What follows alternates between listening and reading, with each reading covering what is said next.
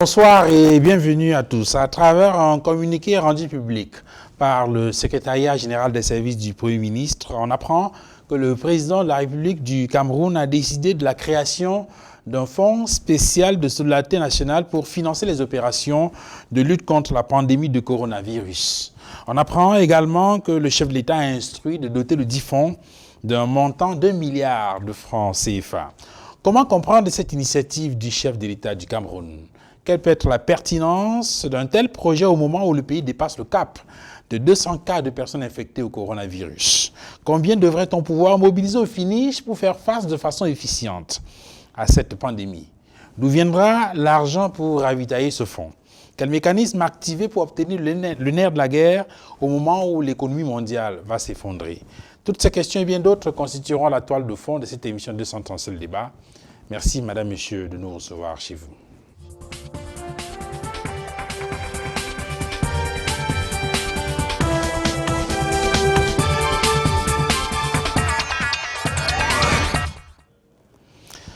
Deux invités ce soir, deux seulement au lieu de quatre, comme c'est le cas très souvent dans le cadre de cette émission 237 le débat. Deux invités seulement pour respecter les règles de distanciation sociale prescrites par le gouvernement de la République du Cameroun et l'Organisation mondiale de la santé. Nos deux invités, Alban Fonga, bonsoir. Bonsoir Duval. Merci infiniment d'être venu sur ce plateau. Et c'est moi qui vous remercie. Vous êtes ingénieur marketiste, vous êtes également banquier. Merci d'être venu sur ce plateau pour échanger avec nous. Martin Mazing, bonsoir. Bonsoir Duval. Merci d'être là. C'est moi plutôt qui vous remercie. Vous êtes banquier de formation, peut-être un peu comme Alban. En tout cas, tous les jours, vous parlez de projets, vous parlez de financement des projets, de mobilisation de fonds pour les projets. En voici un. C'est le fonds spécial de solidarité nationale annoncé par le chef de l'État pour faire face aux opérations de lutte contre la propagation du coronavirus. La première question que je veux vous poser, c'est lorsqu'on regarde, je veux dire, est-ce qu'aujourd'hui on est fixé sur le descriptif exact de ce fonds de solidarité nationale? À mon avis, quand on parle de solidarité, cela sous-entend que on va partager les efforts qu'il y a à faire, dont naturellement on peut le lancer sans avoir effectivement déjà un descriptif. Le plus important, c'est le signal que cela provoque. C'est vrai qu'on n'est pas obligé, toutes choses égales par ailleurs, d'adopter la même attitude, le même comportement. Mais je pense beaucoup plus que cela dénote d'un symbole, c'est-à-dire que d'un comportement citoyen. Vous savez que, j'espère qu'on va le développer tout à l'heure, vous allez comprendre que tout part de là. C'est-à-dire que je pense que le chef d'État, en faisant cela, montre déjà le côté citoyen dans son attitude et son comportement. Vous êtes d'avis avec moi que 1 milliard, c'est pas le montant. Quand on voit tout ce qui se passe par ailleurs, il se trouve que le chef de l'État veut que chacun prenne conscience. Et je pense que c'est en cela que, à travers cette attitude, qu'on voit en son geste un comportement citoyen. Et quand je dis comportement, c'est-à-dire qu'il prend la chose comme si c'était son affaire personnelle, et il donne un coup d'envoi, et maintenant on verra bien comment est-ce que ça va se gérer. Vous savez, tout le problème avec le Camerounais, c'est comment on fait pour gérer. Non, en fait, pour vous, je veux dire ça, c'est l'analyse que vous faites, la perception que vous avez de ce fonds spécial de solidarité nationale, parce que lorsqu'on parcourt le texte qui a été rendu public par le secrétaire général des services du Premier ministre, on n'a pas beaucoup d'indications précises. Non, je vous ai dit, même dans la pratique bancaire, c'est-à-dire que quand on parle de fonds de solidarité, c'est pas, quelle que soit votre casquette, quel que soit ce que vous êtes, le fonds est un fonds, une assiette dans laquelle tout le monde, c'est-à-dire que vous, M. Duval, vous pouvez envoyer 5 francs, ça va aller dans le fonds. C'est-à-dire que c'est ouvert à tous les Camerounais, même des non-Camerounais, qui veulent apporter leur concours. Vous sentez très bien que ce n'est pas à la hauteur de ce fonds que, effectivement, nous allons essayer d'enrayer le problème qui se pose aujourd'hui à travers ces virus. Mais je vous ai dit qu'en réalité, il se pose une question comportementale, de citoyenneté, qui peut donner mieux que le chef d'État le coup d'envoi pour que ça se produise. Mais je vous dis encore, faisons attention, pas d'amalgame. Fonds de solidarité, ça veut dire, c'est pas uniquement pour ceux qui ont le plus, il y a même ceux qui ont le moins qui peuvent donner. Le tout, c'est qu'à la fin, on va abaisser quelle est la contenance du fonds pour voir éventuellement qu'est-ce qu'on peut faire comme action à travers ce problème du coronavirus. Alors, à Fongan, voici exactement les termes du communiqué rendu public par les services, par le secrétariat général des services du Premier ministre. Le Premier ministre chef du gouvernement, Joseph Dion-Ngouté, a l'honneur de porter à la connaissance du public que le président de la République, son Excellence Paul Biya, a décidé de la création d'un fonds spécial de solidarité nationale pour la lutte contre le coronavirus. Le chef de l'État a d'ores et déjà instruit d'abonder en urgence le dit fonds à hauteur d'1 milliard de francs CFA pour le financement des opérations relevant de la stratégie de riposte contre la propagation de la pandémie du coronavirus au Cameroun. Le texte est donc signé du secrétaire général des services du Premier ministre, Séraphin Magloire Fouda. Alors, quel est de votre point de vue, je veux dire, comment vous avez perçu, comment vous percevez, comment vous comprenez la création de ce fonds de solidarité nationale? Je veux dire par contre que pour le moment, je pense que ce que nous avons, ce n'est pas un projet, c'est une idée de projet. Vous savez, pour réussir un projet, il faut rester dans les mots techniques. Nous n'avons aucun indicateur. Nous savons qu'on a créé un fonds, le nom s'appelle Fonds de solidarité. Nous savons que lorsqu'on parle de solidarité, on appelle un peu à la magnanimité tout un chacun. Mais pour rendre cela efficace, il est quand même important de définir certains indicateurs. Par exemple, l'objet du fonds, à quoi cela va servir. Pourquoi? Parce que en fonction de l'objet, on peut contribuer 10 000 au lieu de 1 000 francs. Voilà. Par exemple. Aujourd'hui, par exemple, si nous prenons le cas des étrangers qu'on a accueillis dans des aéroports et qu'on a hébergés dans des hôtels, on a suivi ce matin que les factures, les différentes factures d'hébergement et des différents repas s'évaluent à 500 millions. Déjà. Que ça. Donc, pour l'instant, nous pensons qu'il aurait fallu qu'il y ait des préalables. C'est-à-dire qu'on essaye de définir au moins quelques grandes lignes. Nous savons tous la pandémie que nous vivons. Nous savons qu'elle touche tous les volets de la vie sociale. Et on peut dire, alors ce fonds va servir uniquement, si ça peut être un fonds, cela peut être un fonds sanitaire, uniquement pour répondre aux besoins sanitaires, par exemple. Vous voyez, ça allait s'occuper par exemple des frais médicaux des patients. Les frais médicaux, les tests, vous savez que les tests coûtent cher. Oui, c'est vrai qu'il y a une campagne de dépistage des populations qui démarre les tests coûtent cher et lorsque vous appelez le 1510, on vous demande uniquement si vous avez voyagé pour faire un test. Donc on ne fait pas les tests à tout le monde. Donc on fait les tests uniquement à ceux pour faire un peu d'économie, uniquement à ceux qui présentent des préalables, des symptômes. Préalables, pose des questions. Comme si vous appelez le 1510, vous allez voir les questions quand vous vous posez. Vous avez voyagé, vous dites non. Vous avez quels symptômes, vous le citez. C'est quand vous énumérez 4 à 5 indicateurs qui estiment qu'on peut détruire un test pour vous, parce que les tests coûtent cher. Et donc, on pouvait dire alors, on crée un fonds de solidarité sanitaire. Alors, on sait qu'on peut créer un fonds. Aujourd'hui, nous savons qu'il y a des pays comme le Congo, dont le fonds de 100 milliards que vous avez annoncé, c'est uniquement un fonds sanitaire. C'est uniquement sanitaire. Donc là-bas, il n'y a pas de volet économique, il n'y a pas de volet social, il n'y a pas de volet humanitaire. Voilà. Bon, alors, nous savons que la pandémie du Covid-19 attaque tous les volets sociaux. Ça veut dire qu'aujourd'hui, au Cameroun, on va se poser la question dans l'avenir en termes d'approvisionnement en aliments. Ouais. Nous savons que nous importons la majeure partie, la quasi-majeure partie. D'ailleurs, aujourd'hui, on a lu une contribution de Bernard Diongang qui, lui, propose notre volet, demande de réactiver les coopératives agricoles. Absolument. Par exemple, parce que d'ici là, si nous allons aller au confinement, d'ici, on ne peut pas faire plus de 2 semaines en confinement. Ouais. Parce que les stocks, déjà qu'on ne maîtrise pas nos stocks. Absolument. Donc, pour le projet, pour le fonds de solidarité, il faut définir un certain nombre de préalables. Voilà. Donc, le fonds de solidarité, ces fonds-là. Voilà. Donc, le fonds, c'est une bonne idée. Oui. Mais il fallait d'abord au préalable élaborer les différents indicateurs du fonds. Alors, nous allons débattre de cela uniquement en termes d'expérience déjà vécue. Déjà que le Cameroun, il y a moins de 2 ans, a vécu une pareille expérience avec le fonds humanitaire pour le Nord-Ouest, pour le NOZO. Ouais. Nous savons comment cela s'est passé. Et il y a aussi un besoin de transparence, tout de même. Donc, au préalable, par exemple, il fallait un comité pour piloter cela, il fallait une stratégie pour lever le fonds.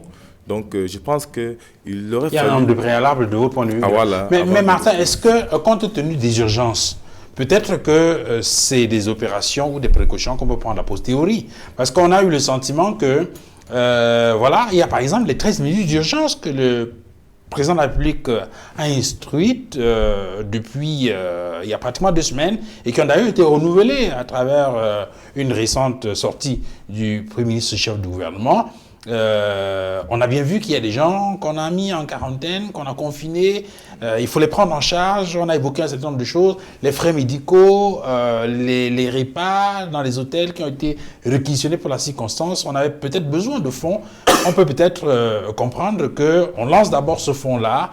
On y met 1 milliard de francs CFA et peut-être par la suite, on essaie de voir comment définir d'autres objectifs ou recadrer ou renflouer le fonds.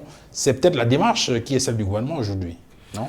Je reviens encore pour vous dire que, vu l'ampleur de la chose, des dégâts que cela provoque de tout point de vue, il me semble que, je répète encore cela, que le lancement de ce fonds réside dans le comportement citoyen du président de la République. C'est d'abord un acte de citoyen. Je vous dirai ça parce que tout à l'heure, Alban a parlé de la gestion des fonds. Je pense que l'essentiel dans tout ce qui se passe aujourd'hui au Cameroun, comme par ailleurs, c'est cette déviance de cette notion de comportement citoyen. Parce qu'à la vérité, tout part de ce que chacun pense, c'est-à-dire qu'au fond de soi, par rapport à ce pays, par rapport à notre pays, par rapport à notre continent. Et il se trouve que tout ce qui vient derrière, notamment en ce qui concerne la gestion, n'est pour moi que quelque chose qui, me semble-t-il, peut se démultiplier parce que justement il y a absence de comportement citoyen. Je pense que le fonds en question, le fonds spécial en question, vient en rajout de ce qui se fait déjà. Je vous rappelle que pour tout ce qui a été fait à travers les 13 mesures, ce n'est pas avec l'argent du fonds. Ça veut quand même dire que le Cameroun dispose d'une sécurité en matière de trésorerie qui lui permet de pouvoir faire face à ce type d'opération. Je vous dis encore une fois de plus, c'est un signal beaucoup plus fort de citoyenneté que le chef d'État vient envoyer. Vous avez vu qu'au fur et à mesure que vous lancez un fonds, je pense que tout le monde est unanime pour dire que cette affaire touche tout le monde et toutes les couches. Donc, on n'a même pas besoin de définir ou de déterminer le descriptif de ce que vous donnez, on vous donne, parce qu'en réalité, vous savez que cet argent devrait normalement servir pour la bonne cause. Devrait vous utilisez le conditionnel. Tout devrait. Donc, à la réalité, le descriptif, pour moi, n'est pas important, mais c'est l'élan de cœur citoyen. Vous comprenez? Parce qu'en contrepartie, vous allez comprendre pourquoi est-ce que j'ai dit l'élan de cœur citoyen. Ça veut dire qu'à un moment donné, tout le monde doit savoir qu'il doit mettre la main dans la pâte. Parce que je suppose que quand nous allons ce débat, vous allez comprendre qu'à un moment donné, beaucoup laissent penser que cette affaire ne concerne que l'État. Ça ne concerne que le chef d'État. Non, c'est une affaire qui nous concerne tous. Partant du Ben Sekiner au taximan, chacun doit faire des efforts. Et ce que le président de la République fait aujourd'hui, c'est de dire que, OK, en tant que premier des Camerounais, je donne une voix. Mais ce n'est pas pour dire que c'est avec cette fonds spécial qu'on va juguler le problème du corona. Vous avez vu les sommes astronomiques que les autres États mettent en place pour pouvoir faire face à cela. Mais justement c'est ça la question, Martin. Lorsqu'on entend, lorsque le communiqué indique qu'on lance un fonds de solidarité nationale, le président dit mettez 1 milliard de francs CFA. Alors la tendance immédiate, c'est de regarder ce qui se passe ailleurs.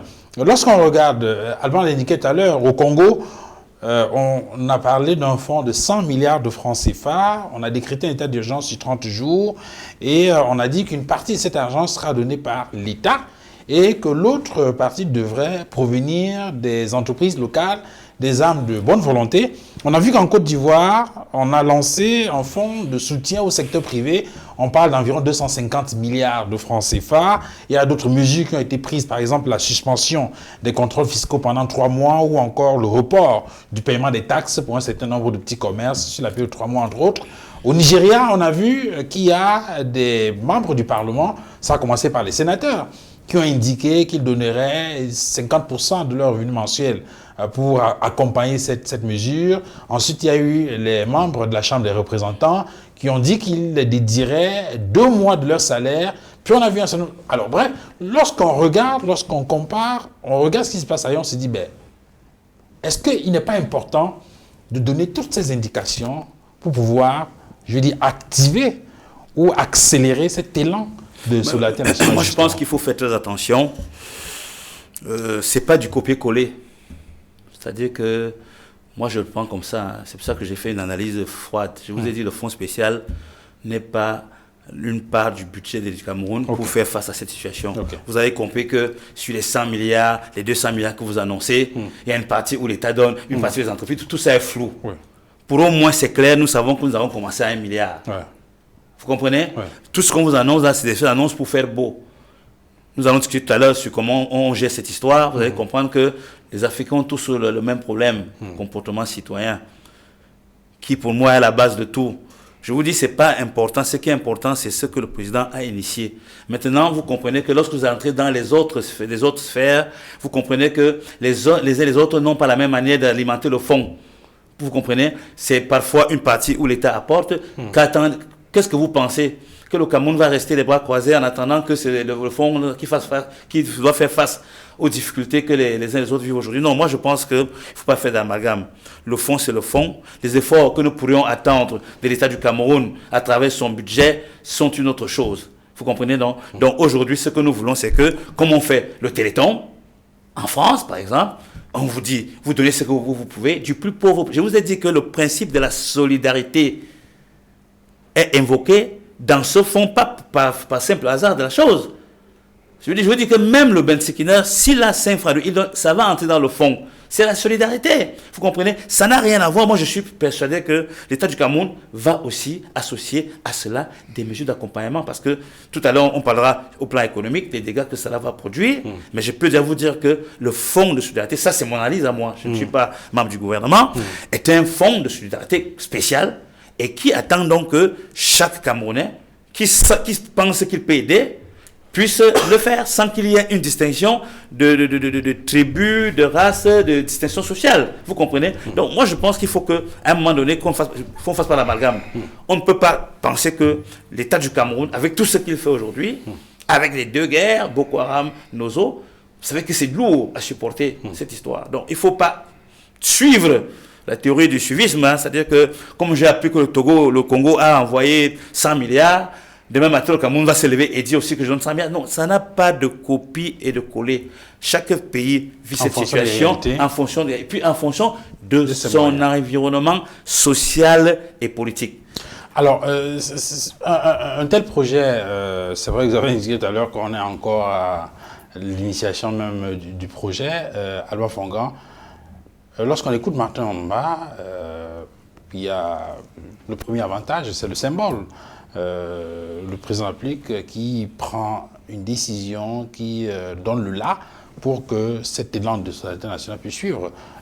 À regarder de cette façon-là, on n'y voit que les avantages. Est-ce qu'il n'y a pas un certain nombre de précautions qu'il faut prendre dans l'implémentation d'une telle initiative? Oui, je vais vous dire comment j'appréhende l'acte qui a été posé. Ça veut dire que l'acte de la création du fonds, pour moi, c'est un message qui est passé. Ce n'est pas la solution.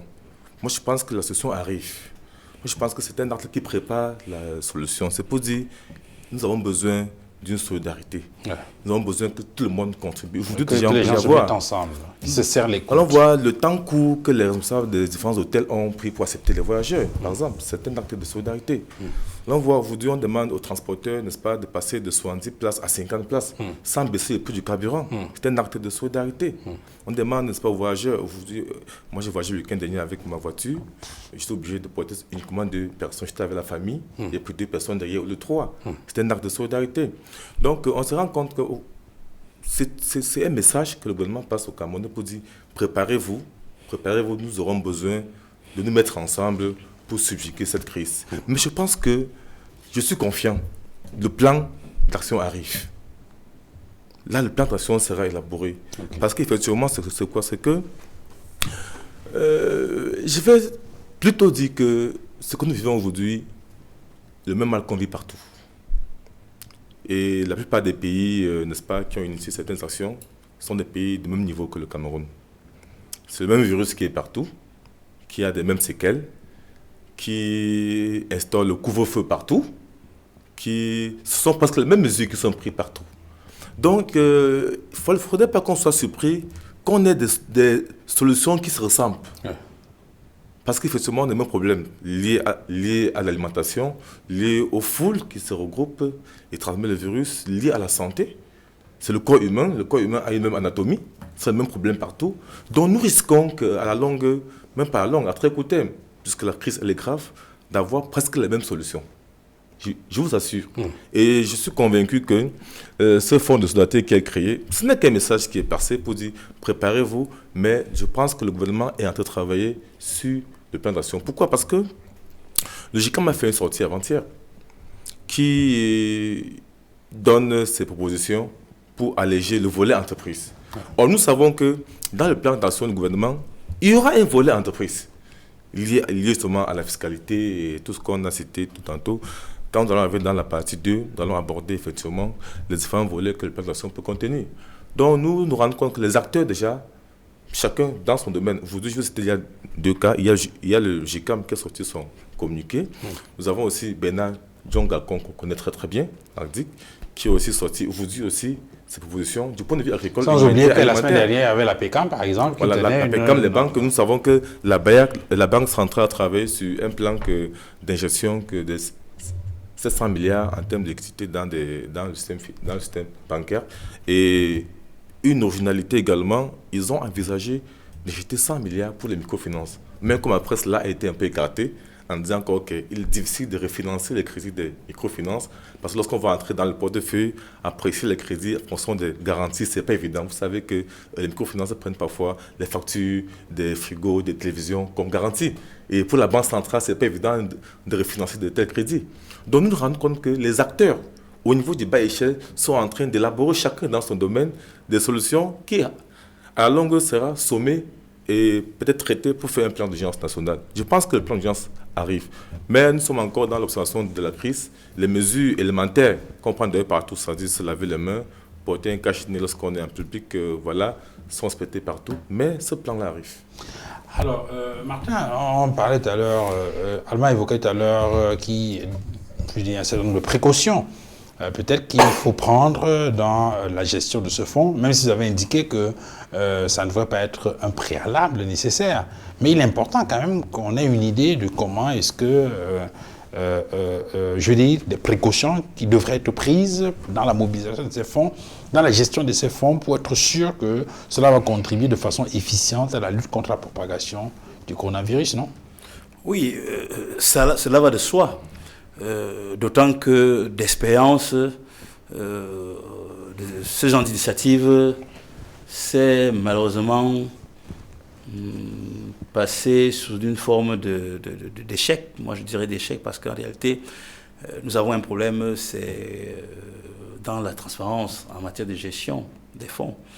Donc voilà pourquoi les gens sont un peu dubitatifs sur le fait que nous avons eu des expériences précédentes qui nous ont démontré qu'il n'y a jamais eu de compte-rendu précis sur l'utilisation des fonds.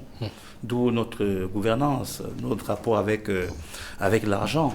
Vous savez, moi je pense sincèrement que le passé nous rattrape, le passé rattrape les Camerounais, le passé rattrape l'Afrique.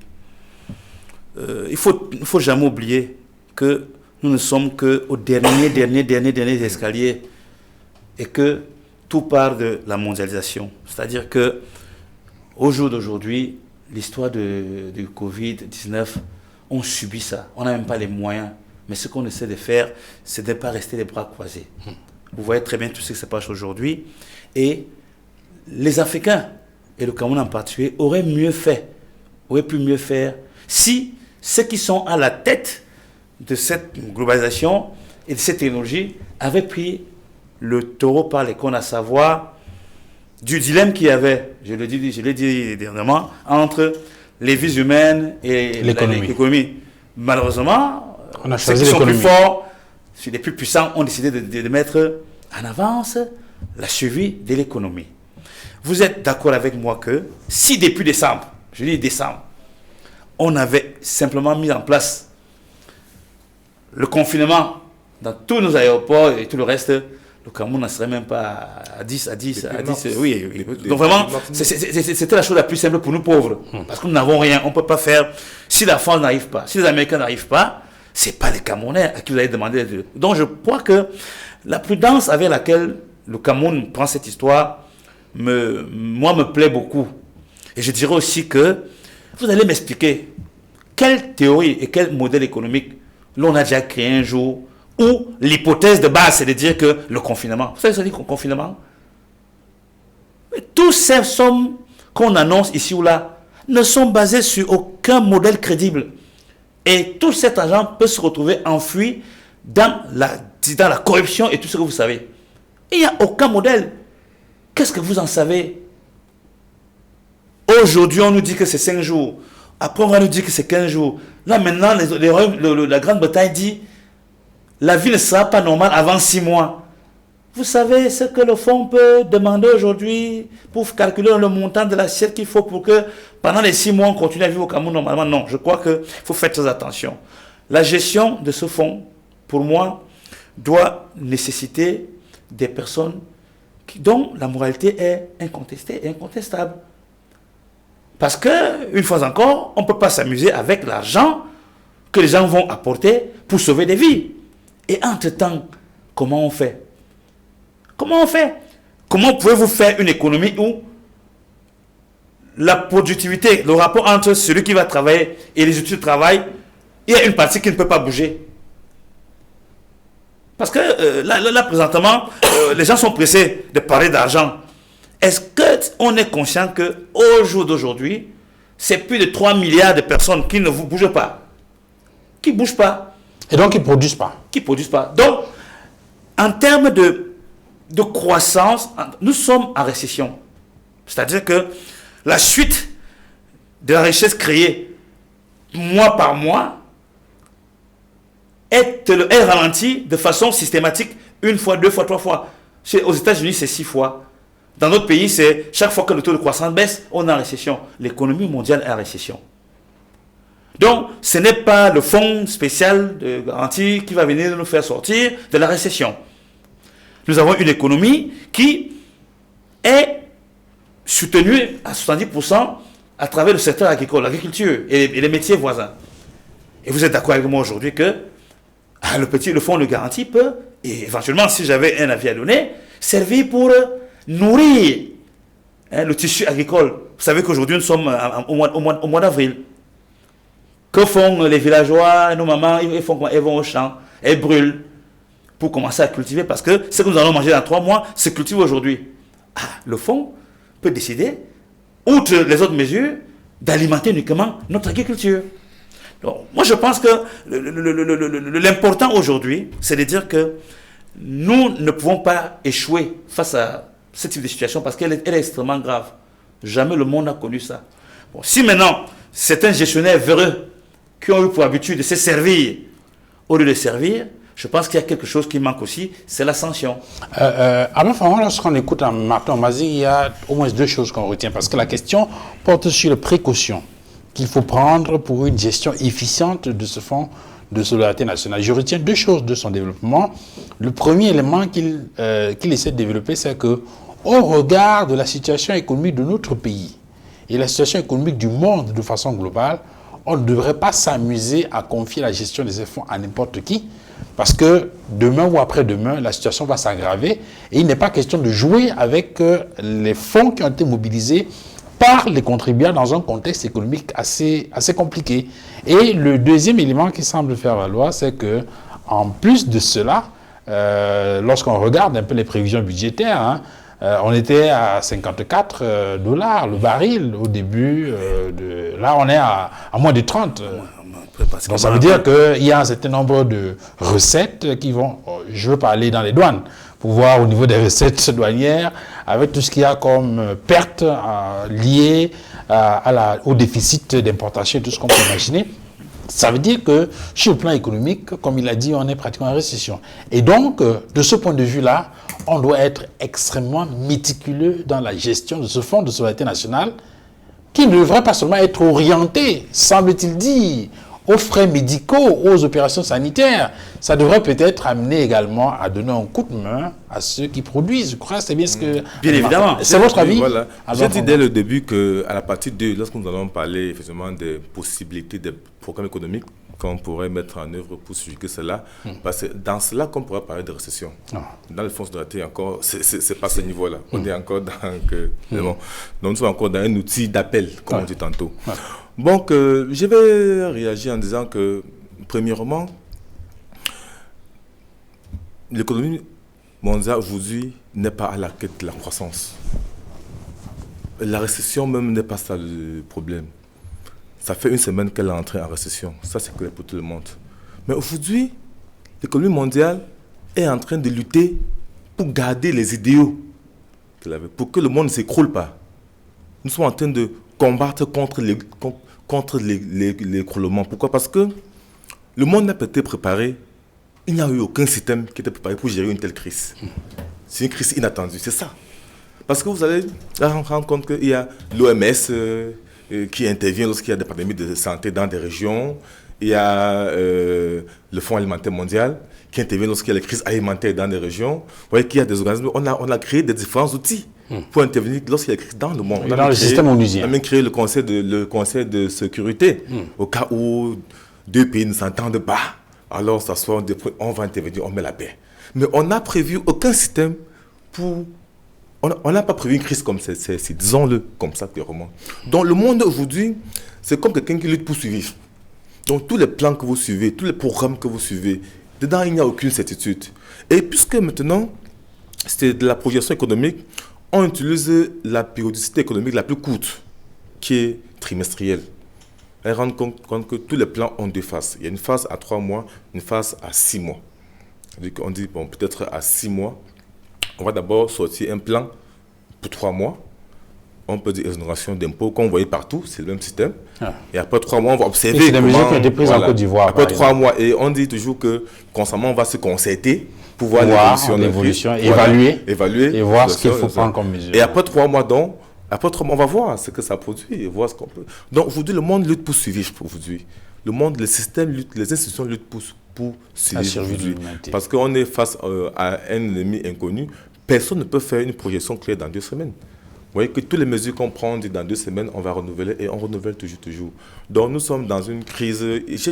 J'ai l'impression que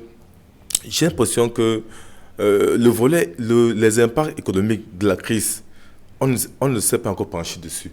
Ou bien peut-être on voit, mais on attend voir d'abord comment ça va se comporter. Donc, lorsque nous allons sortir dans la partie 1, qui est le fonds de solidarité, nous allons entrer dans la partie 2. Vous avez commencé à parler des précautions tout à l'heure. Lui, il a parlé de la nécessité d'une gestion efficiente au regard des expériences passées.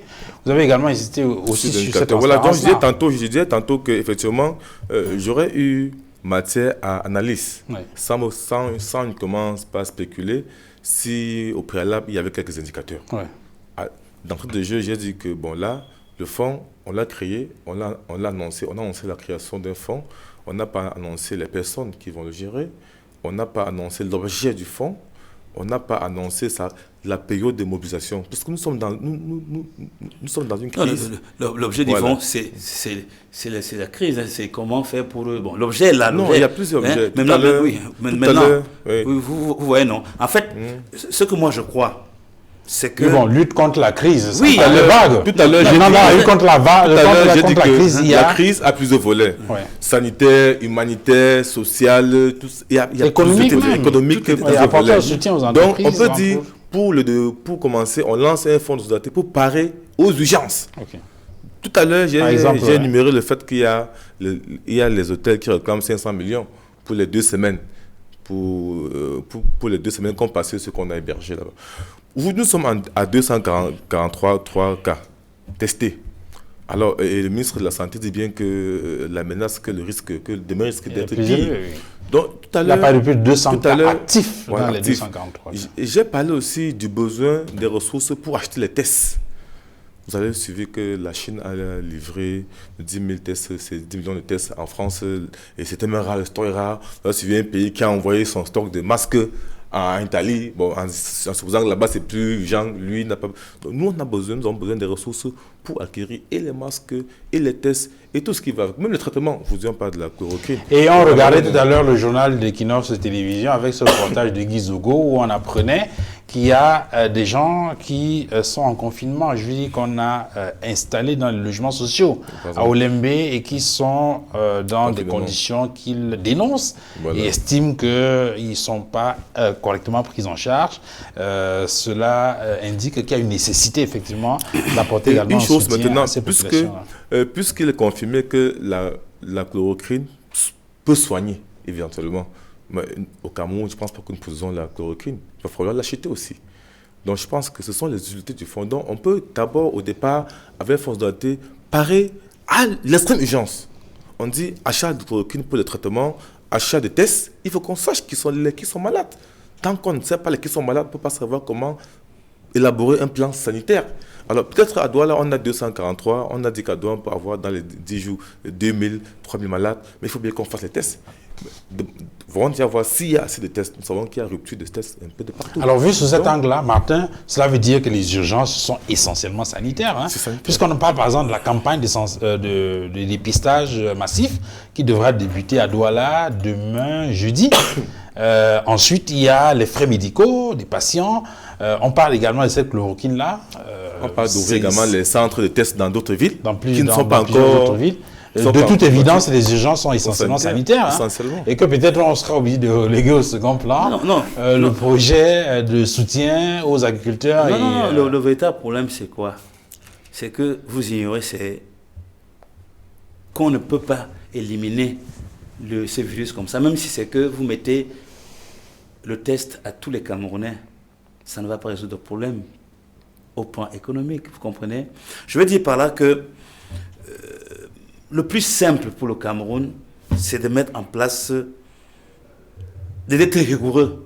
Rigoureux, ça veut dire que ceux qui ne respectent pas les mesures, qu'on épuise d'abord. Vous savez, moi je suis désolé, quand on dit 500 millions de francs, le Cameroun c'est un pays où les gens exagèrent toujours. Moi je vais vous dire une chose, c'est que nous vivons au-dessus de nos moyens.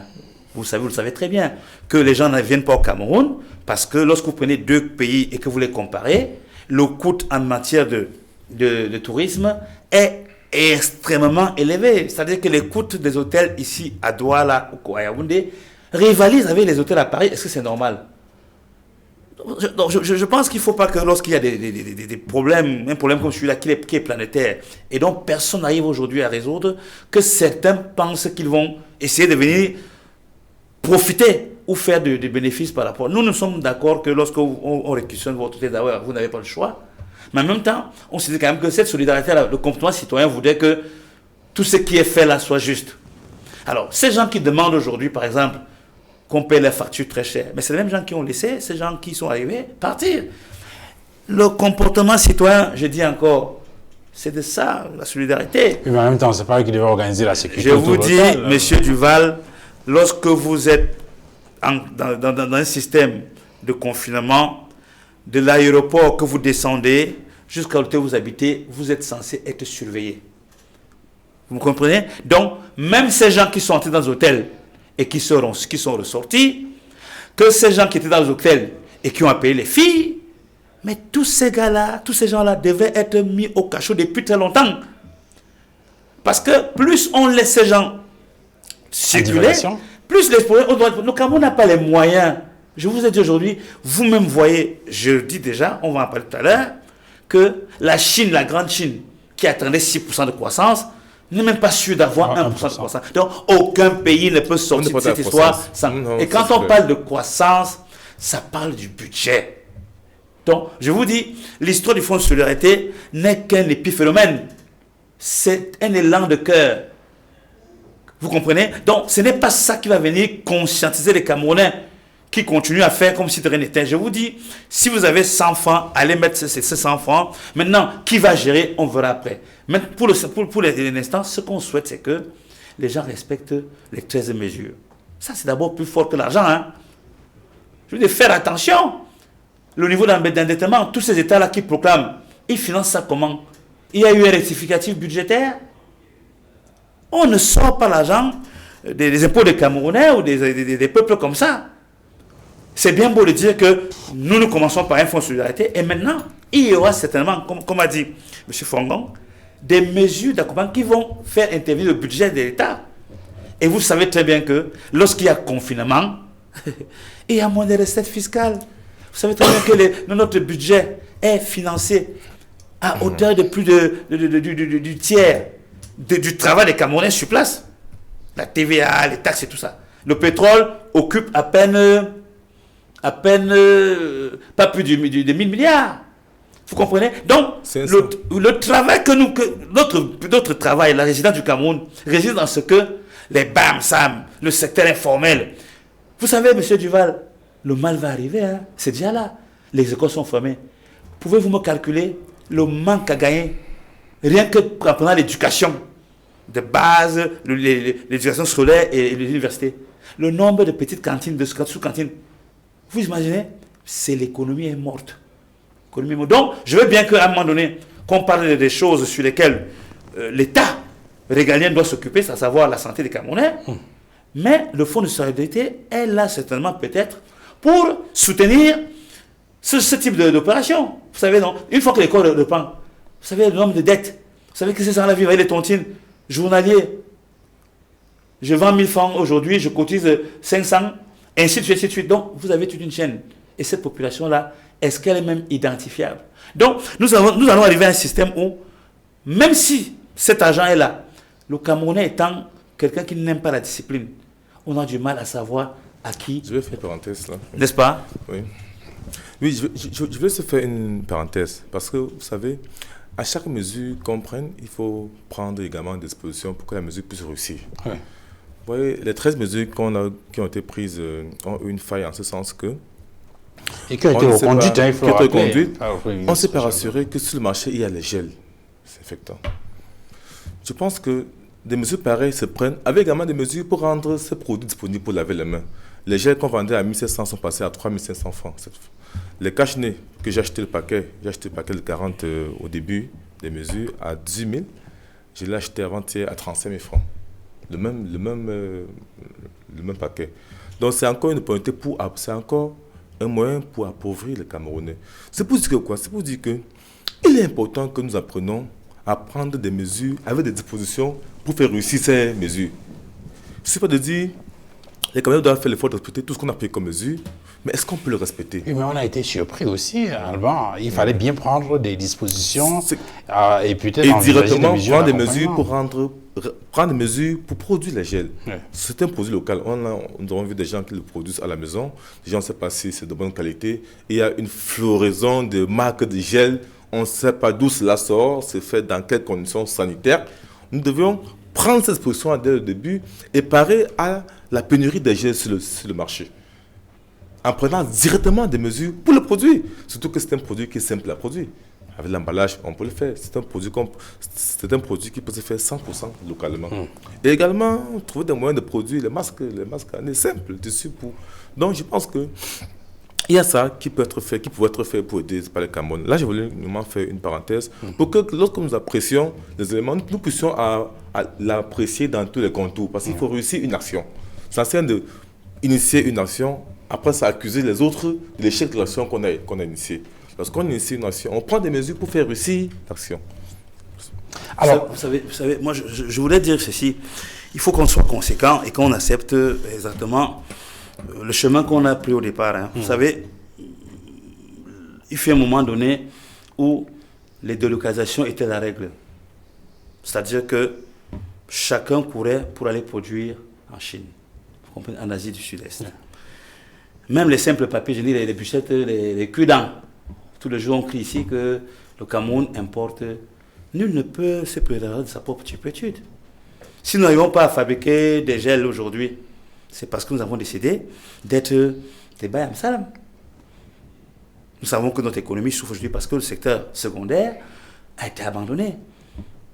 J'ai du capital, je mets 10 containers, j'achète à vil prix, j'arrive au Cameroun, paf, je revends. Est-ce qu'il est d'ailleurs normal de voir comment est-ce que, avec le travail que le ministre du Commerce fait sur le terrain, de constater qu'au bout de 2 semaines, il puisse avoir une hausse de cet ordre-là? C'est pas normal, déjà, c'est pas normal. Comportement citoyen. Parenthèse ouverte, ça veut dire, Martin Mazing, qu'en réalité, on devrait déjà commencer à réfléchir sur l'après-pandémie, dans le sens, effectivement, de relancer je veux dire, d'apporter un peu plus de boom à ce secteur secondaire, la production et un certain nombre de choses. Parce qu'on a bien vu que on a été habitué à importer. Vous avez parlé des bails en Ceylan. Aujourd'hui, on est pratiquement coincé. Alors qu'il y a des secteurs de l'économie qu'on aurait pu développer et qui aujourd'hui auraient été, je veux dire quoi, des outils d'amortissement du choc qu'on est en train de vivre avec la pandémie du coronavirus. Oui, c'est pour ça que je disais tout à l'heure qu'il faut faire très attention. C'est-à-dire qu'il y a certains Camerounais qui ont pris pour habitude de voir du blanc et disent que c'est du rouge. Je vous ai dit que ce que nous subissons aujourd'hui, dans notre incapacité de pouvoir fabriquer des choses élémentaires, vient du fait que nous avons choisi une voie, la voie du moins cher, la voie du faire de la croissance pour les autres. Lorsqu'on fabrique les bûchers d'allumettes, les cuits-dents, les gants, les liquides qu'on peut faire ici, c'est qu'on fabrique la croissance pour les autres. Et comme c'est facile, lorsque vous avez du capital, vous pouvez aller acheter et venir revendre. On s'est arrêté là et nous en payons les prix aujourd'hui. Il y a des choses pour lesquelles l'alcool, tout ça, on ne devait plus importer. Mais chaque jour, nous parlons de cette histoire et chaque jour, lorsque le revers est là, on prend pour le fouet. Vous savez qu'aujourd'hui en France, le discours du président français, M. Macron, demande à l'Europe de revenir à ce qui se faisait il y a cela 15 ans, 20 ans. Parce que les mêmes problèmes que nous avons aujourd'hui, vous voyez que même les grands pays comme la France, comme l'Europe, ils sont obligés d'importer des choses pour lesquelles ils se disaient, oh, nous sommes là pour la haute technologie, la grande technologie, les grosses choses. Alors qu'ils ont oublié que même lorsque vous faites des grosses choses, vous avez toujours besoin de comme les masques. Comme les masques. Donc, aujourd'hui, ceux qui produisent des masques, les chirurgiens sont saturés. Imaginez-vous, si on avait été un peu avant-gardiste, on se serait fabriqué notre petite usine, on serait submergé, vous comprenez? Donc, la moralité dans cette histoire, c'est que en économie, il faut faire très attention. L'histoire, aujourd'hui, nous démontre que l'humilité doit être la règle, vous comprenez? Et que, présentement, telles que les choses sont parties, nous devons être, nous, prêts à inventer notre modèle. Parce qu'en réalité, aujourd'hui, c'est comment faisons-nous pour sortir? Nous allons sortir comment? Et c'est en cela que je venais tout à l'heure pour vous dire que faisons attention. Ne copions pas. Ce n'est pas du copier-coller. Quelles sont les forces du Cameroun dans les domaines de base? Notre économie est essentiellement agricole. Au lieu de courir pour dire qu'on va donner au taximan 200 francs, non, faisons attention. Le jour où il n'y a plus de nourriture, nous sommes foutus. Et la nourriture au Cameroun vient de qui? De ces mamans, de ces papas qui vont tous les jours au champ. Et qui ne sont pas encore, j'en suis persuadé, touchés par cette pandémie. Donc, l'histoire devait nous faire dire que c'est vers ces gens-là qu'on doit orienter tous nos efforts aujourd'hui. Parce que si on ne le fait pas aujourd'hui, vous n'aurez plus d'igname, vous n'aurez plus d'arachide, tout ça va s'arrêter. Parce que les stocks sont souvent, comme il disait tout à l'heure, de 3 mois, maximum 4 à 6 mois. Donc, si nous ne plantons pas aujourd'hui, vous allez voir ce qu'on appelle l'inflation au terme des 2 prochains mois. Ça nous amène bien évidemment, Alban, sur le terrain des alternatives qu'il va falloir scruter.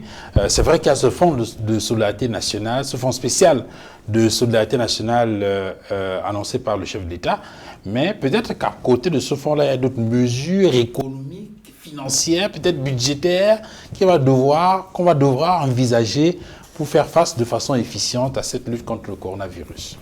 Effectivement, merci. Et là, vous entamez la partie 2 de notre débat. Comme je dis tantôt, une chose indéniable, le Parlement devrait se réunir dans des semaines qui suivent pour modifier le budget 2020. Vous savez, le budget 2020 est estimé à 4 000 951 millions.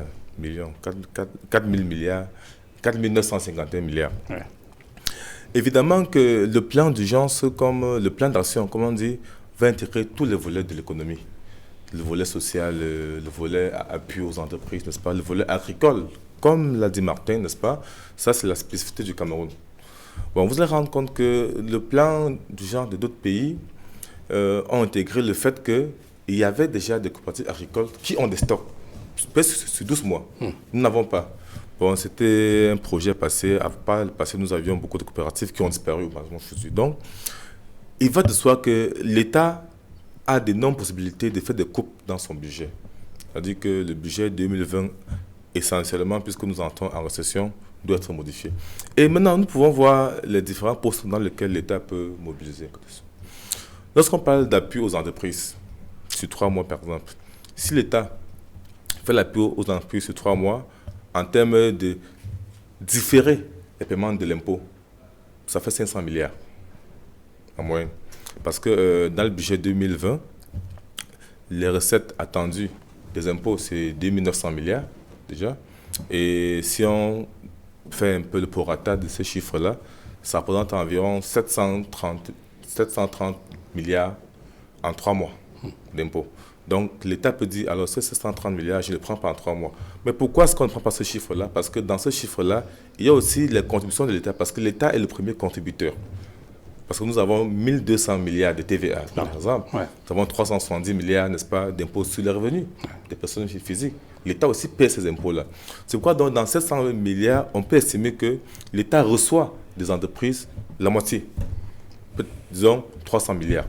Donc voilà, par exemple, si l'État dit, je diffère le paiement, la perception des impôts pour 3 mois, ça veut dire que ça fait 300 milliards qui entrent dans le plan. Nous avons aussi les volets tels que les nouveaux recrutements. Et là, on aura inventé. J'indiquais tout à l'heure qu'on a vu en Côte d'Ivoire, on a pris des mesures genre suspension des contrôles fiscaux, report de paiement des taxes pour les petits commerçants, les artisans, entre autres. Nous avons également des postes tels que les nouveaux recrutements des forces armées, de l'enseignement secondaire, dans le budget 2020 qui était 34 milliards. On peut le différer. Pas les annulements, on peut les différer. Et pareil uniquement aux urgences. Nous avons également que les budgets de différents organismes tels que le Comité national de désarmement, la Cour constitutionnelle, et il y a plein de petits budgets comme ça dans le budget de l'État, dont nous savons que dans ces nouveaux organismes, il y a beaucoup de volets achat de nouveaux véhicules. C'est des dizaines de milliards. On peut suspendre l'achat de nouveaux véhicules. Pour tous les organismes, ce n'est pas ça qui est plus urgent. Ça va faire environ 15 milliards de gains. Nous avons également que dans les postes de budget, les dépenses en capital. Ouais. Vous savez aussi, l'État prend des investissements dans des entreprises hors du pays comme en pays. On dépense en capital qui sont de 1496 milliards pour 2020, par exemple. Alors, certaines dépenses en capital peuvent être annulées, peuvent être différées pour parer au plan de gens. Nous avons également la dette extérieure. Nous avons suivi la semaine dernière l'appel, n'est-ce pas, du FMI et de la Banque mondiale qui ont demandé aux bailleurs de fonds de sousseoir. Absolument. De sousseoir, n'est-ce pas, aux différents remboursements des États pour une période. Alors, si l'État entre en négociation avec les bailleurs de fonds, si effectivement le FMI et la Banque mondiale réussissent à amener cette convergence-là, nous avons que la dette extérieure remboursée pour 2020 dans le budget de 541 milliards. Si on ramène cela mensuellement, si on fait une division pro rata, ça nous fait une moyenne de 45 milliards par mois. Donc si on fait un plan d'urgence, ça veut dire voilà déjà 135 milliards. Milliards de francs CFA sur les 3 mois. Voilà. Donc nous avons que comme ça plusieurs postes, n'est-ce pas, du budget qui peuvent être retraités. Nous avons aussi les emprunts extérieurs. Nous avons prévu emprunter au courant de l'année 2020 pour 1200 milliards. Alors une partie de cet emprunt peut plutôt être orientée dans l'appui aux entreprises, les actions sociales et tout ce qu'on, le plan agricole, tout ce qu'on peut citer. Donc, je pense qu'il est temps maintenant qu'après le fonds de solidarité qui est lancé, il est temps qu'on s'assied maintenant pour réfléchir sur un plan. Alors, Maton Mazing, de toute évidence, on va passer absolument par un collectif budgétaire.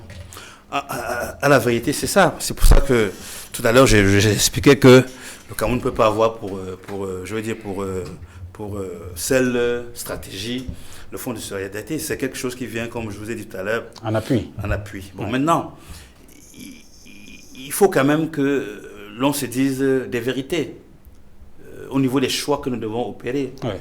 Ce sont des choix drastiques, difficiles. C'est-à-dire que je vous ai dit tout à l'heure que c'est la pire des situations que l'économie mondiale n'ait jamais connue. C'est pour dire que personne ne sait aujourd'hui comment on va en sortir. économiquement, il n'y a aucun modèle. Personne ne peut vous sortir un modèle qui dit que après les 3 mois, si j'ai mis 500 francs là-bas, si on a ramené ma dette de 500 milliards, ainsi de suite, voilà le résultat que je vais avoir. Nous savons tous que les économies vont perdre en termes de rythme de croissance des activités au moins 2, 3, 4, 5 points. Vous comprenez? Bon, maintenant, pour le Cameroun, il est clair qu'il faut avoir toujours à l'esprit le comportement citoyen. Oui, non, laissez-moi finir. Non, je veux juste une parenthèse, parce que vous avez quand même un peu exagéré tout à l'heure en disant que personne ne sait exactement comment on va sortir. Il y a eu peut-être, c'est vrai que c'est une crise, je dis sanitaire, qui est d'envergure planétaire, mais on a quand même eu avant cela d'autres situations de crise économique. C'est la pire des crises. La pire des crises qui, les subprimes, c'était facile, on sait pourquoi. Vous savez pourquoi? Est-ce que vous avez déjà essayé de m'expliquer dans votre esprit qu'est-ce que, même dans votre propre maison, où vos enfants restent enfermés pendant 2 semaines, 3 semaines, comment pouvez-vous, comment est-ce que vous pouvez fonctionner? Mais comprenez que l'économie est en panne. Il y a plus de 3 milliards de personnes qui ne bougent pas. Et parmi les 3 milliards de personnes, il y a des gens qui vont et qui viennent. En Chine, où l'on fabrique, dans l'industrie automobile, près de 40% en matière d'emploi. Aujourd'hui, la Chine a mis des fonds pour pouvoir soutenir les salariés. Et moi, je vois déjà ça comme premier acte fort.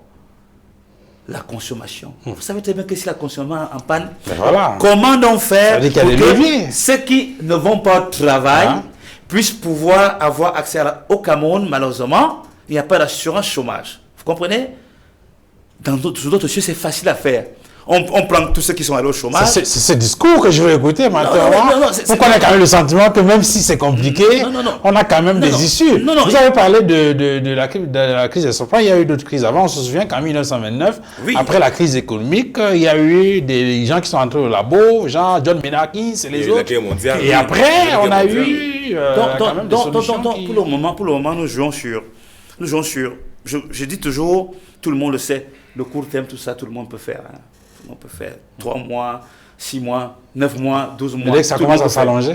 Mais une fois qu'on commence, déjà même à 6 mois, c'est déjà... Ça devient intenable. Si c'est que la croissance baisse, c'est la récession. Une économie qui baisse 6 mois de croissance, c'est pas bon. Donc je vous dis, alors tout à l'heure, vous êtes en train de vouloir développer sur le budget.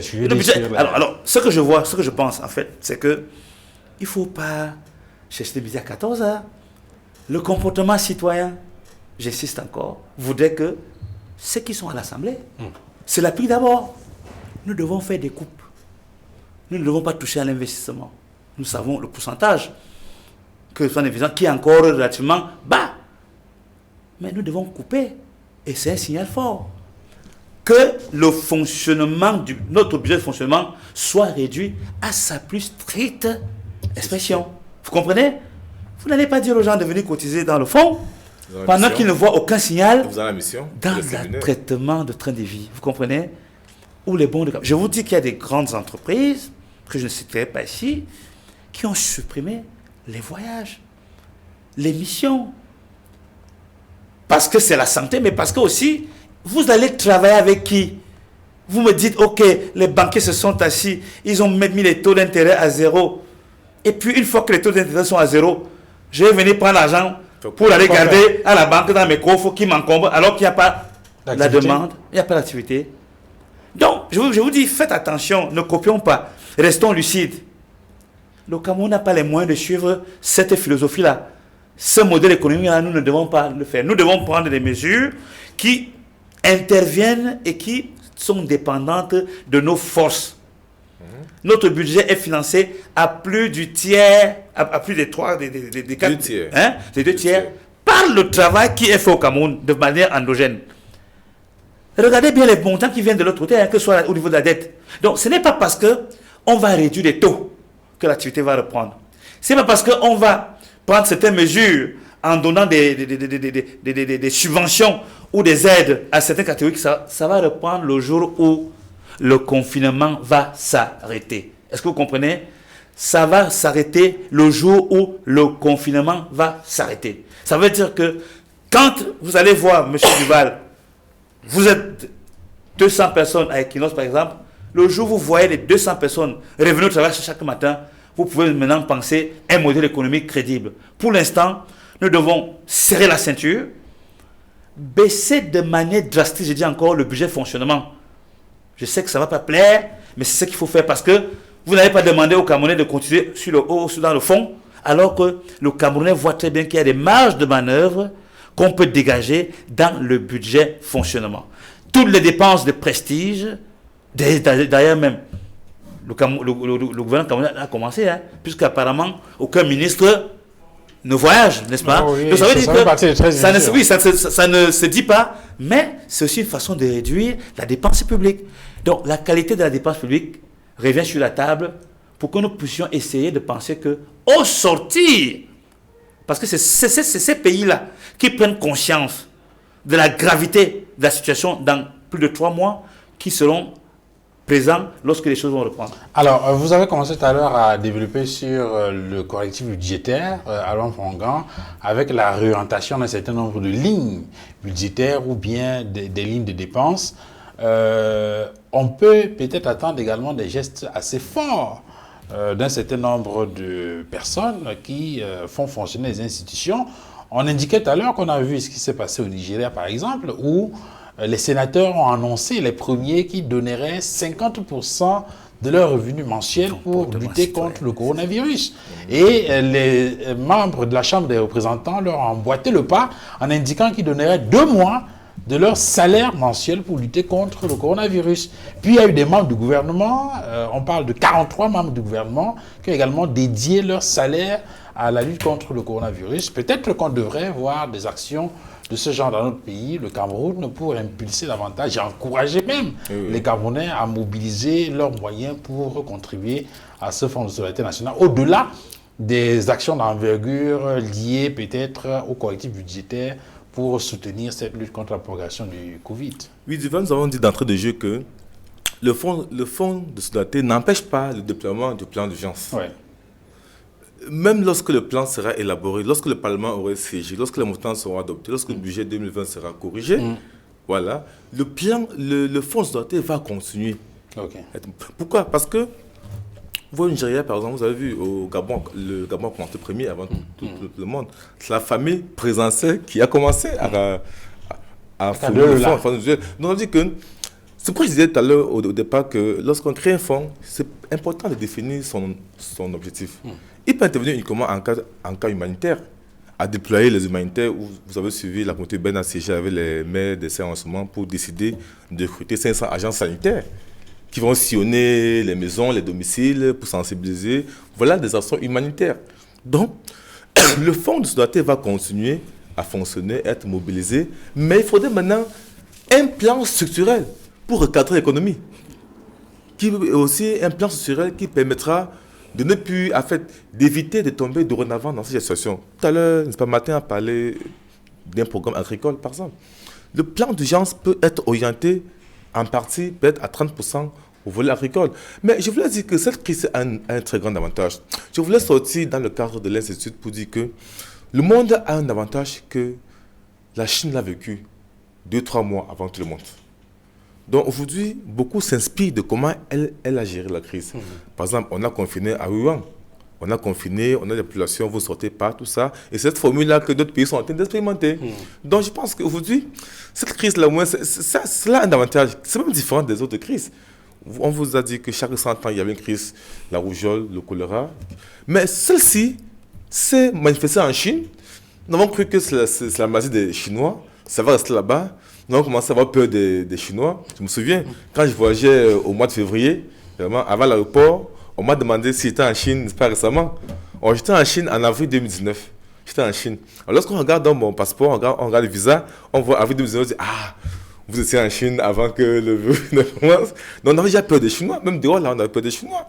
Or, aujourd'hui, on se sert plutôt de l'expérience des Chinois pour élaborer les différents plans qu'on voyait dans le monde entier. Donc, au moins, cette crise a au moins un avantage. C'est pourquoi, vous voyez, la plupart des plans d'urgence s'étalent sur 3 mois. D'abord, pour résoudre les problèmes d'urgence qui vont se poser, et les 3 mois pour commencer à recadrer les choses. Et après les 6 mois maintenant, commencer maintenant à remettre les choses en place comme cela a été. Donc, on se rend compte qu'en Chine, le virus a sévi pendant une durée environ moins de 3 mois.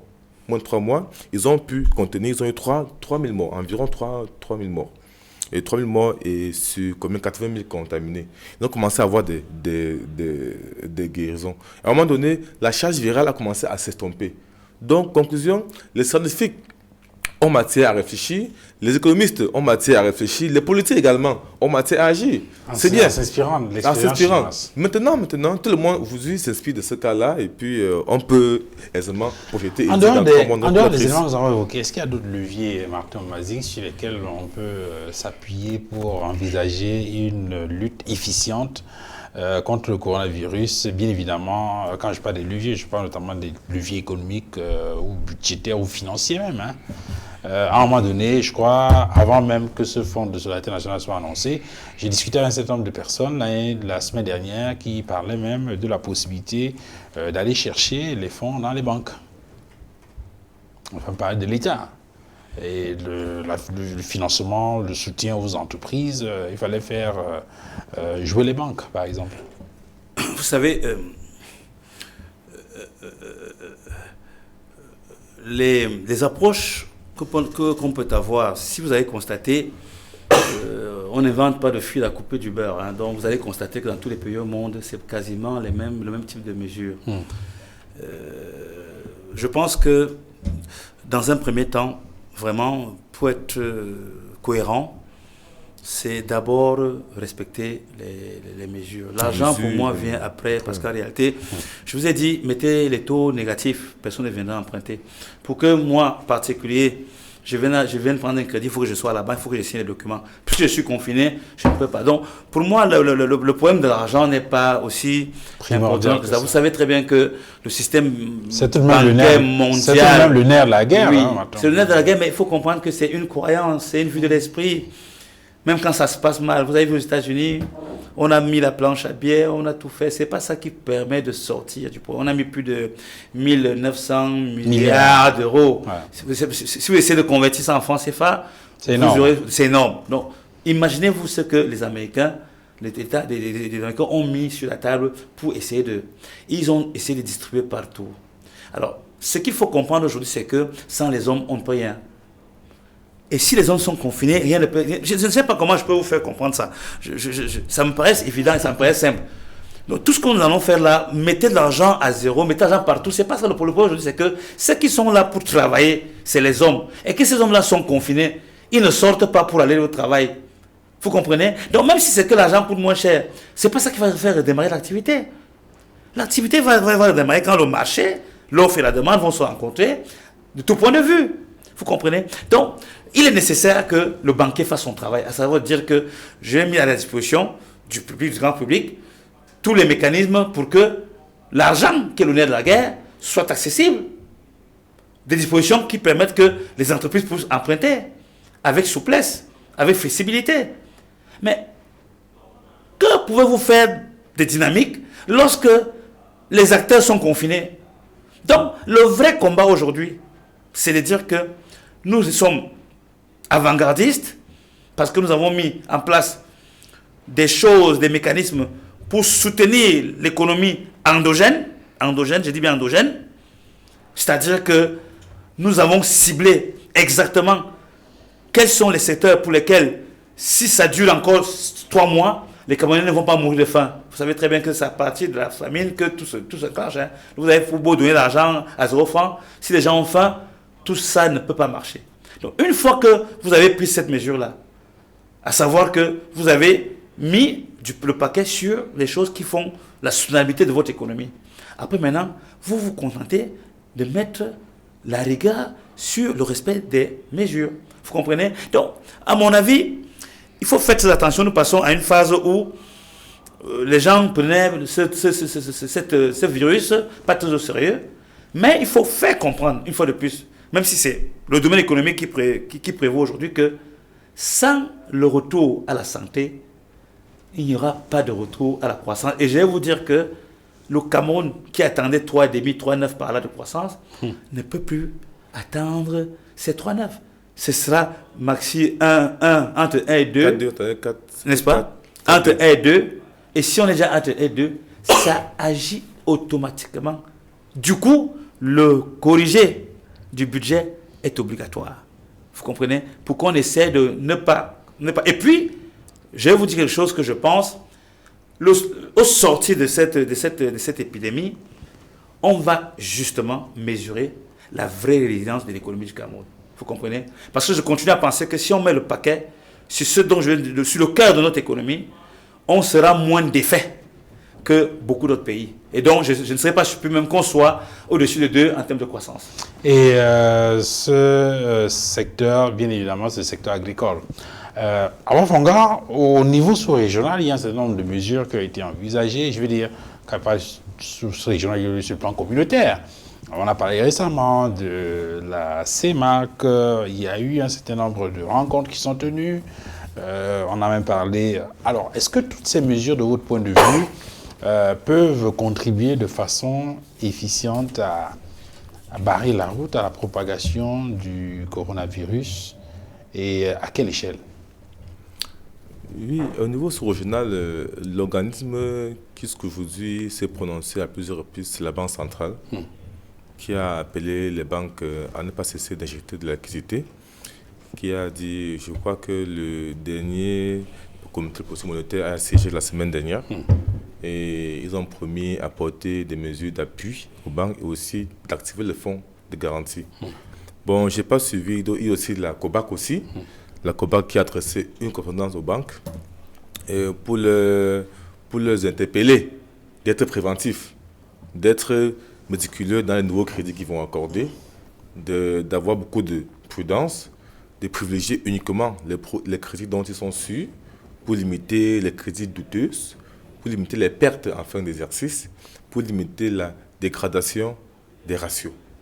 Et là, je pense que c'est le courrier le plus long de la COBAC que j'ai jamais vu. C'était 2 pages. 2 pages écrites par son secrétaire général. Et là, nous le remercions pour cela. Et nous espérons aussi qu'à la fin, qu'ils ne seront pas cléments avec nous. Nous, les banques, lorsqu'ils vont constater que nos ratios ne seront pas bons. Donc, voilà les 2 institutions qui ont pris des mesures, déjà. Et tout à l'heure, je vous avais parlé du projet de la BEAC qui a travaillé sur un projet d'injection de 700 milliards de liquidités dans des banques où, pour une première fois, ils ont inclus les microfinances avant de se rebiffer. Bon, le projet n'est pas terminé. Nous savons que lorsqu'il va avancer, ils vont revenir dessus. Ils ont prévu 100 milliards pour les microfinances. Voilà les 2 institutions sous-régionales. Donc, nous avions eu le retour de leurs initiatives. Maintenant, dans la sous-région, nous avons 3 pays qui ont pris... nous avons 2 pays qui ont pris des mesures. Nous avons 3 pays, si on peut dire ainsi. Il y a 2 pays qui sont au niveau du fonds de solidarité, c'est-à-dire le Gabon et le Cameroun. C'est-à-dire qu'un fonds libre où n'est-ce pas, il y a des libres de contribution. Nous avons le Congo qui a pris un plan technique, humanitaire et sanitaire, mais pas encore économique. Donc je pense qu'il va revenir à l'organe sous-régional, la CEMAC notamment, d'envisager un programme économique de lutte contre la crise. Voilà, je pense que nous avons déjà le Parlement de la CEMAC qui siège déjà. Et je pense que c'est l'organe qui peut le plus insuffler un plan global pour tout le monde. Peut-être on se dit qu'aujourd'hui, le Cameroun, d'autres pays n'ont pas de plan économique parce qu'on attend que l'organe sous-régional se prononce. Alors, est-ce qu'il faut envisager des mesures communautaires, Martin Bazing, pour faire face de façon un peu plus efficace à cette crise, à cette pandémie du coronavirus? Je commencerai par vous dire que quand le temps des temps durs arrive le temps des durs. Hein, et que vous avez vu ce qui se passe en Europe, l'Union européenne. Vous croyez vraiment qu'aujourd'hui, nous sommes... l'heure est au tâtonnement? Non, l'heure n'est pas au tâtonnement. Vous avez remarqué, c'est chacun pour soi, chacun protège d'abord son peuple, hein, vous avez vu? Non, je pense que le cas de la Hongrie, qui a outrepassé les consignes, les règlements de l'Union européenne, fait cas. Hein, et elle n'est pas seule. Elle n'est pas seule. Donc, je veux dire que si le président de la République pense demain que l'intérêt du Cameroun, c'est de ne plus vendre à tous les pays voisins, Ça, c'est sa décision souveraine, c'est la souveraineté d'un État. Donc, je me dis que les mesures que la CEMAC a préconisées sont d'ordre classique. Si elle ne fait pas ça, elle va faire quoi d'autre? C'est classique, elle ne peut pas se taire, elle doit absolument ramener la confiance, parce que la confiance est très importante dans cette période, c'est essentiellement difficile. Il me semble que les situations qui se présentent aujourd'hui vont plutôt vers le repli. Le repli, c'est-à-dire que nous partons... Une sorte de nationalisme économique. Oh là là, vous avez tout compris. C'est-à-dire que c'est d'ailleurs naturel, c'est d'ailleurs normal. C'est-à-dire qu'on nous a fait croire, à un moment donné, que tout ça, c'était le nationalisme. Non, c'est ça le comportement citoyen. J'insisterai toujours sur ça, parce qu'en réalité, quand on aime son pays, on ne peut jamais faire quelque chose qui puisse nuire à son pays, aux intérêts de son pays. C'est ça le comportement citoyen. Alors, il me semble que beaucoup ont voulu nous amener dans un système. J'en viens encore. Il faut dire qu'aujourd'hui, il faut le dire fortement, c'est quand même l'échec du libéralisme, hein, tout azimut. Il faut le dire. Je dis, aujourd'hui, nous allons sortir de cette crise et chacun pensera que à chaque fois, j'ai besoin de l'autre. J'ai besoin de l'autre, mais en même temps, je dois d'abord être moi-même. Donc, nous ne sommes pas contre les avancées de la communauté. Je le disais la dernière fois que, à force de vouloir mettre tout le monde dans le même wagon, le wagon finira de ne jamais partir. À un moment donné, le destin de chaque pays est individuel. Donc j'ai peur qu'au sortir de cette histoire, parce qu'en fait, la difficulté, ce serait comment en sortir, hein? Le coronavirus. Oui. Comment faire?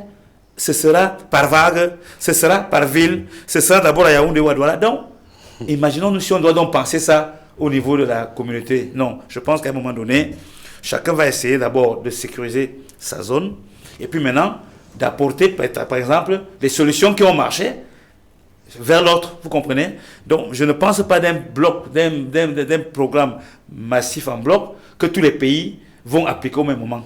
La mutualisation des forces, donc ça va attendre un peu.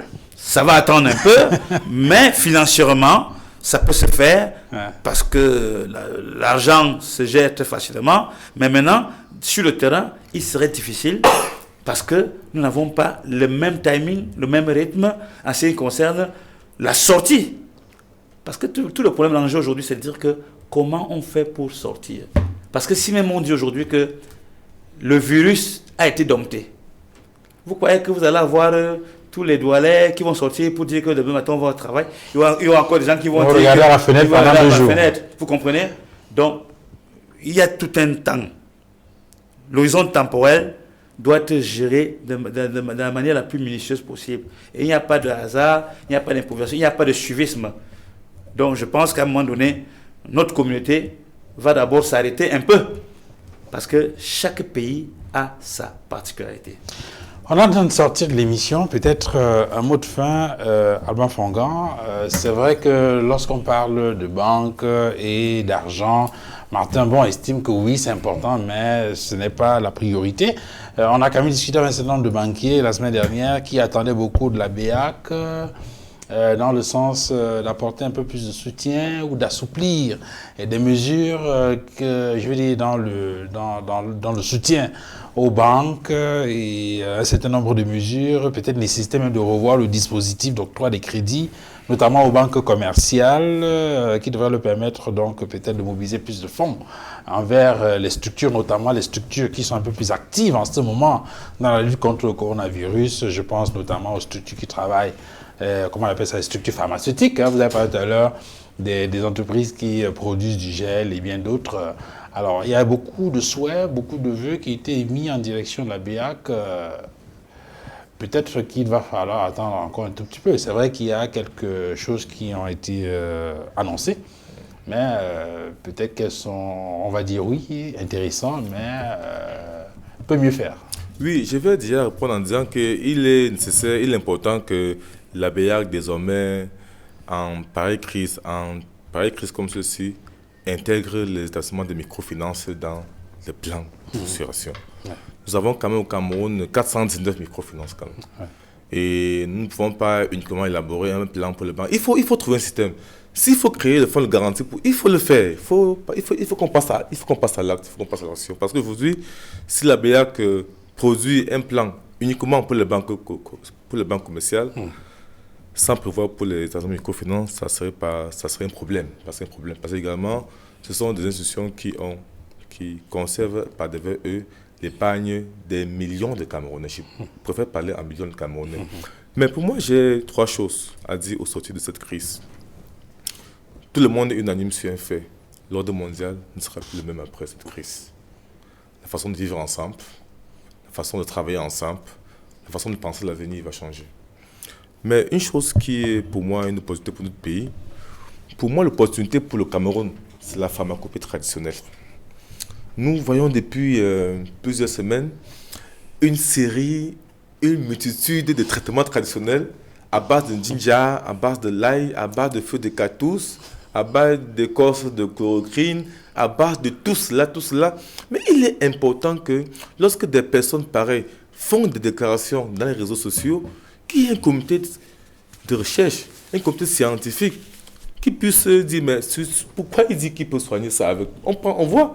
Donc je pense qu'il faudrait qu'après ça, que le Cameroun développe sa pharmacopée. À ce sujet, je voudrais quand même rappeler que dimanche dernier, dans le cadre de l'émission La Vérité en face, nous avons reçu sur le plateau de cette émission le professeur Kéou Bopi, qui indiquait qu'effectivement à l'université de Yaoundé 1, par exemple, à la faculté des sciences de médecine et biomédicales, il y a un département qui s'occupe de cette pharmacopée traditionnelle, voilà, et qu'il y a des gens qui travaillent là-dessus et ils font des recherches qui sont appréciées par des chercheurs. Monsieur Duval, je te remets.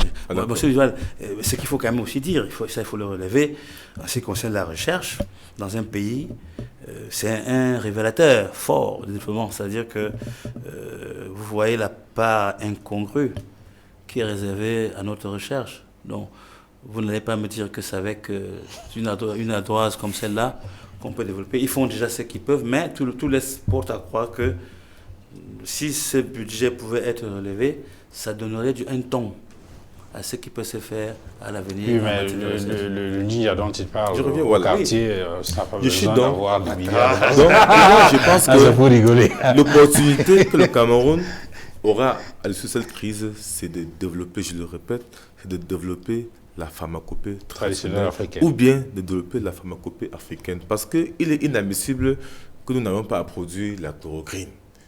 C'est inadmissible. Donc maintenant, nous avons vu des initiatives intéressantes grâce à ce coronavirus. Nous avons vu des villes dans les pays, je n'ai pas cité les villes ici, où des acteurs ont formalisé ces différents produits-là, citron, ginger, l'ail. Ils ont produit ça et puis embouteillé, en disant que si quelqu'un est testé positif, il prend 2 boîtes, il boit 3 jours, tout ça.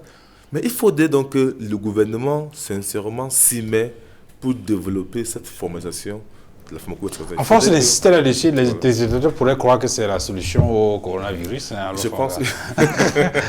Moi, je pense que, en ce qui concerne l'appui des banques, de la BEAC par rapport aux banques, je pense qu'ils ont déjà fait ce qu'il fallait faire, à savoir rendre le loyer de l'argent accessible, moins cher. Mais maintenant, pour que le banquier maintenant aille acheter de l'argent, il faut qu'il y ait le marché. Pour en ce qui concerne les microfinances, c'est vraiment inadmissible que l'on n'intègre pas. Vous savez très bien au Cameroun, nous avons une particularité, 70% c'est l'économie informelle. Et cette économie informelle est souvent soutenue par les microfinances. Donc, vraiment, la cohérence voudrait qu'on trouve un mécanisme pour que les microfinances soient intégrées dans les programmes de financement de la BEAC. Ça, c'est un sujet sur lequel je pense qu'on n'a pas besoin de coronavirus pour le demander. Bon, maintenant, je pense, moi, que au sortir de cette pandémie, le Cameroun devrait davantage renforcer son programme économique tel qu'il est conçu aujourd'hui, à savoir compter d'abord sur soi-même. Soi-même, c'est-à-dire que sur ce que nous produisons sur place et ce qui est consommé sur place. Vous parlez tout à l'heure des replis. Moi, j'assume ce répit-là. Parce que, voyez-vous, ceux qui vont souffrir le plus, c'est ceux qui font l'import, qui affaiblissent notre balance de paiement. Pour moi, c'est un plus aujourd'hui. Le compte d'opération va moins souffrir. Vous comprenez? Le compte d'opération, puisqu'on n'a pas d'argent, pour acheter les biens importants, on fait comment? On consomme le local. Donc pour moi, c'est une véritable bouffée d'oxygène qui doit nous permettre de booster la production locale. Voilà pourquoi, et je reviens dessus sur ce que j'ai dit d'entrée de jeu, que s'il y a une priorité aujourd'hui, à l'heure actuelle, en dehors de la santé, c'est d'abord aller soutenir la production locale. Merci, messieurs, d'être venus sur ce plateau. Merci à vous, Martin Mbazing, d'être venu. Merci à vous, Alban Fongan. Merci à vous, madame, messieurs, d'avoir regardé cette autre livraison de 237 débats. Je vous souhaite une excellente soirée. Surtout, n'oubliez pas de continuer à respecter ces mesures d'hygiène prescrites par le gouvernement de la République du Cameroun et l'Organisation mondiale de la santé. Et c'est en respectant ces mesures, bien évidemment, que nous arriverons à arrêter la propagation de cette pandémie de coronavirus qui est pratiquement en train de détruire l'économie mondiale. Excellente soirée à tous, portez-vous bien et à très bientôt. Au revoir.